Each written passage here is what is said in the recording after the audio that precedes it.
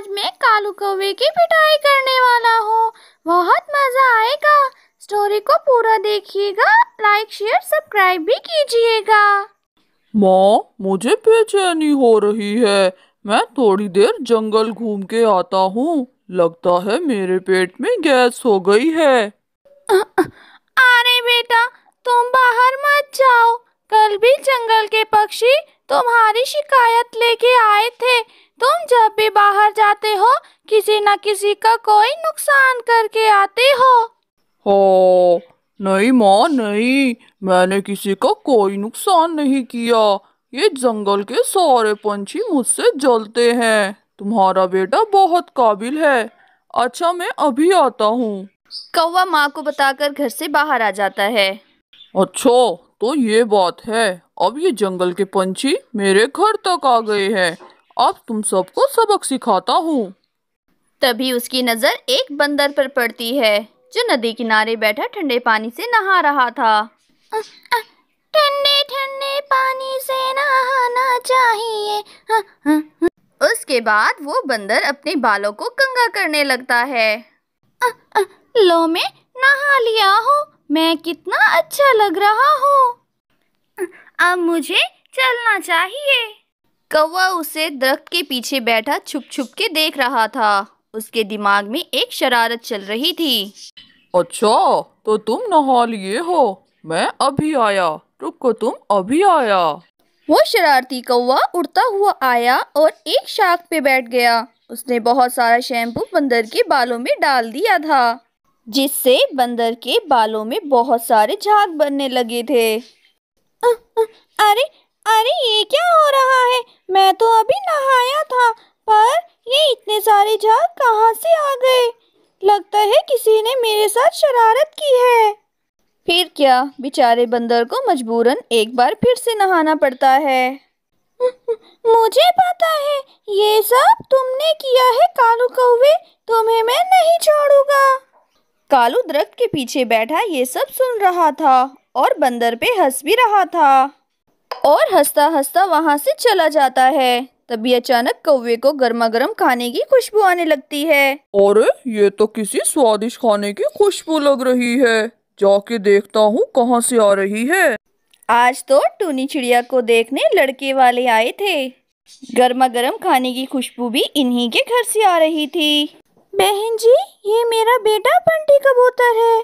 आप अपनी बेटी को बुला लीजिए और उसके हाथ का गर्मा गर्म खाना भी। अरे क्यों नहीं बहन जी, मेरी बेटी बहुत अच्छा खाना बनाती है। वो सुबह से आप लोगों के लिए खाना बना रही है। माँ, सारा खाना बन के तैयार हो चुका है। देखिए ना, कितनी अच्छी खुशबू आ रही है, और मिर्च मसाले भी एकदम बिल्कुल सही सही डले हैं। जब वो दोनों किचन से चली जाती हैं, तभी वहाँ कालू कौवा एंट्री लेता है। अरे वाह, इतना स्वादिष्ट खाना। तो यहीं से गर्मा गर्म खाने की खुशबू आ रही थी। चख के देखता हूँ। वो कालू कौवा सारे खाने में मुंह मारता है और उसे झूठा और खराब कर देता है। लगता है टूनी के रिश्ते वाले आए हैं। ये खाना उन्हीं के लिए बना है। अभी मजा चखाता हूँ उन्हें। वो शैतान कौवा उस सारे खाने में लाल मिर्ची मिला देता है। आए बड़े टूनी से रिश्ता करने वाले। लीजिए बहन जी, ये खाना खाइए और खाकर बताइए आपकी होने वाली बहू ने कैसा खाना बनाया है। उसके बाद टूनी की सास और बंटी कबूतर दोनों खाना खाने लगते हैं। तभी उन्हें बहुत तेज मिर्ची लगती है और वो चकरा के गिर जाते हैं। अरे बहन जी, क्या हुआ आपको? बंटी जी उठिए ना, क्या हुआ है?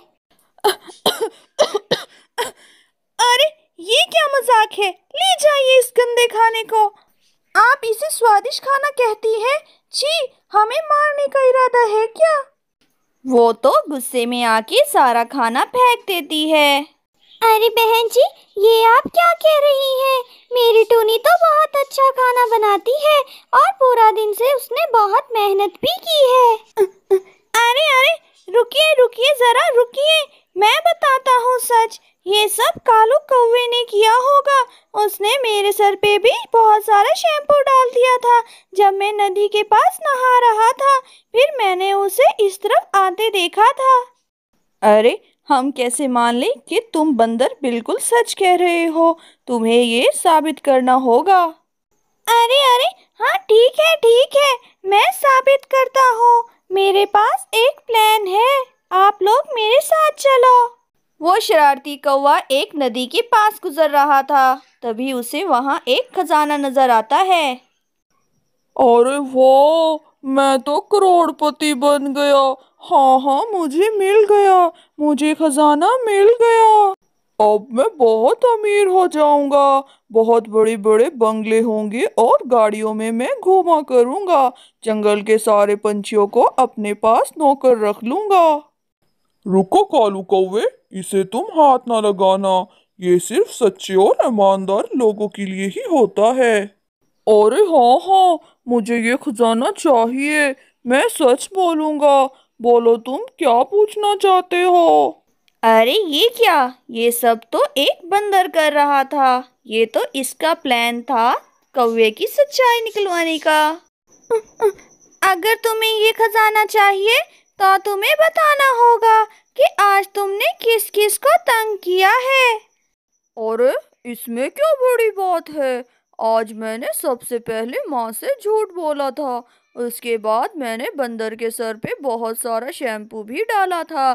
फिर मैं टूनी चिड़िया के घर गया था और उसके खाने को खराब भी किया था।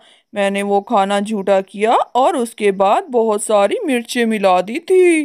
क्या अब मैं ये खजाना ले सकता हूँ? जब टूनी की सास ने ये सब सुना तो वो बहुत शर्मिंदा हुई। उसने अपने किए की माफी भी मांगी। अरे बहन, मुझे माफ कर दीजिए, मुझसे गलती हो गई। मैंने टूनी को इतना गलत समझा और इतना कुछ सुनाया।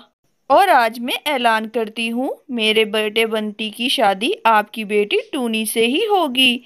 और राजू बंदर, तुम्हारा भी शुक्रिया। बंदर ये सब सुन के बहुत खुश हुआ। लेकिन अब कौवे को सबक सिखाने की बारी थी। जैसे ही कौवा अपने खजाने को उठाने जाता है, तभी वहां राजू बंदर आ जाता है। आओ, मैं तुम्हें खजाना देता हूँ। जब कौवे ने राजू के हाथ में डंडा देखा, अरे मुझे माफ कर दो, मुझे छोड़ दो तुम राजू, मुझे छोड़ दो। अरे मुझे माफ कर दो जग्गू, मुझे छोड़ दो। हाय बचाओ, कोई मुझे बचाओ, ये रुक तो बच्चा, मुझे हाँ मार रुको देगा। जरा, तुम्हें तो मैं अभी बताता हूँ। उसके बाद टूनी चिड़िया और बंटी कबूतर का रिश्ता पक्का हो जाता है। वो दोनों एक दूसरे को पसंद करते हैं।